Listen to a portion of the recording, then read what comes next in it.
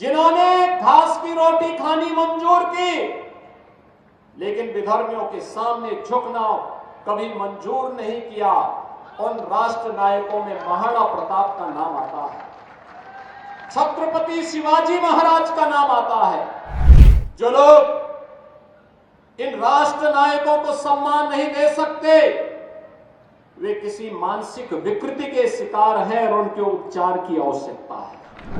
राष्ट्र नायक की श्रेणी में भारत माता के वही सपूत हैं जिनका पूरा जीवन भारत माता के लिए समर्पित था, स्वदेश और स्वधर्म के लिए जिन्होंने अपना जीवन समर्पित किया, जिन्होंने घास की रोटी खानी मंजूर की, लेकिन विधर्मियों के सामने झुकना कभी मंजूर नहीं किया, उन राष्ट्र नायकों में महाराणा प्रताप का नाम आता है, छत्रपति शिवाजी महाराज का नाम आता है, गुरु गोविंद सिंह जी महाराज का नाम आता है।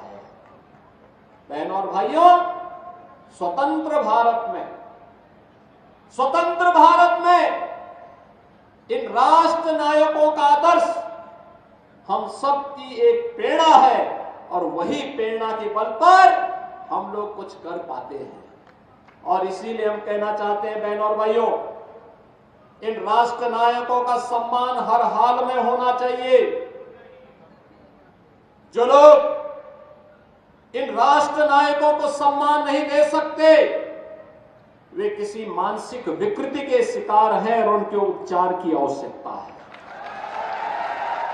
उनको व्यापक उपचार की आवश्यकता है, क्योंकि राष्ट्र नायकों का सम्मान के बगैर वर्तमान पीढ़ी आगे नहीं बढ़ सकती, उनको एक नई प्रेरणा प्राप्त नहीं हो सकती। वर्तमान पीढ़ी को प्रेरणा प्राप्त होती है महापुरुषों के जीवन चरित्र से, उनके व्यक्तित्व और कृतित्व से। और महाराणा प्रताप ने अपने जीवन कालखंड में ही